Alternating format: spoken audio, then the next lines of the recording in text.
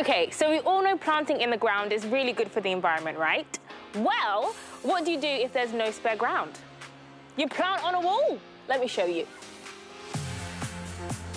Here in Salford, near the BP studio, the local university has been busy creating what's called a living wall. It looks incredible.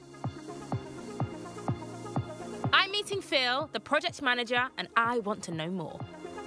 So what's the benefit of using an actual wall? The green wall cleans the air and removes toxins from the atmosphere. That attracts insects and birds and butterflies. It slows down rainwater getting into drainage systems, which is another big challenge at the moment. In urban places where you've got a green wall, the sort of temperature is reduced, which is obviously another positive thing in terms of climate change. There's different sections though, aren't there? So there's like seasonal, which looks stunning. Look how lovely these flowers are. There's also edibles though. What's that? The edibles section, if we'd have come here a couple of weeks ago, was full of herbs and strawberries. There was actually some strawberries on there. No! Did you save me any? I didn't, unfortunately, sorry.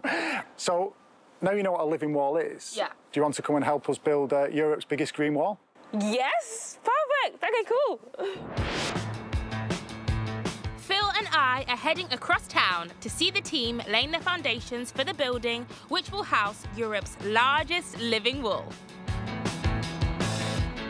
How important is it to introduce more green spaces like this into city centres? So it's hugely important. In an urban environment like this, where predominantly the buildings fill the space, and you can see there's lots of traffic around the site, it's really important to do everything you can to get more biodiversity. That's a huge thing we can do to tackle the climate change issue. That's why we're putting the green wall on, because there's very little space outside of the building. So by getting that green wall on, we're increasing biodiversity, and all those benefits we talked about come with the building then. Extremely exciting.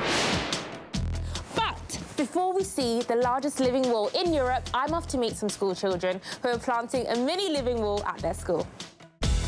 This school in Manchester are using pallets and plants to make one side of their school wall completely green.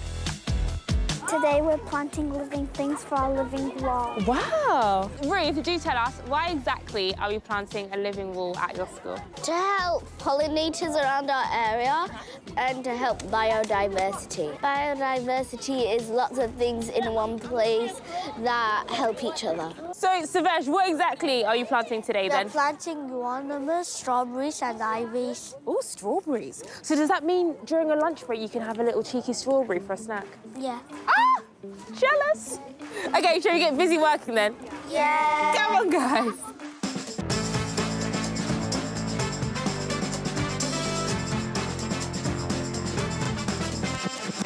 Right, now the plants are potted, it is time to get them on the wall.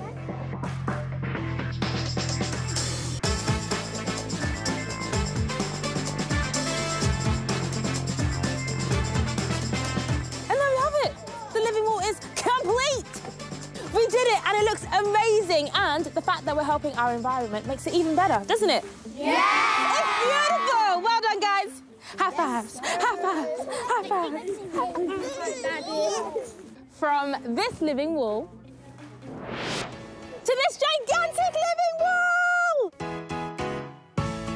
We're now back in 2023, and the site that had been just rubble the last time I saw it is now home to this. I'm meeting Niall, who's in charge of all the plants on the wall. He's got a few jobs for me, but we're not just working on ground level. We're going up, we're going up! First up, we need to attach the plants to the wall. It's all yours. Ah! It's a little bit tricky, but it's doable. And it's in! Niall, what do you reckon? Outstanding work. When you have a living wall this big, it needs lots of taking care of. Mwaksy to the rescue. And some of the plants that were planted a while ago already need a bit of a looking after. This is pretty different to doing gardening in the BP garden. We're pretty high up. How high up are we? About 15 metres. 15 metres? That's high. I can already see all the different bugs in the plants right now.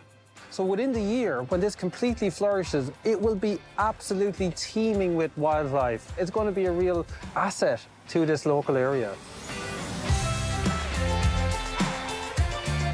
And there you have it, Europe's largest living wall, and what a huge difference it's going to make to the city by increasing biodiversity. So hopefully we're going to see more bugs, more plant life, and more butterflies as well. I mean, check it out. Job well done.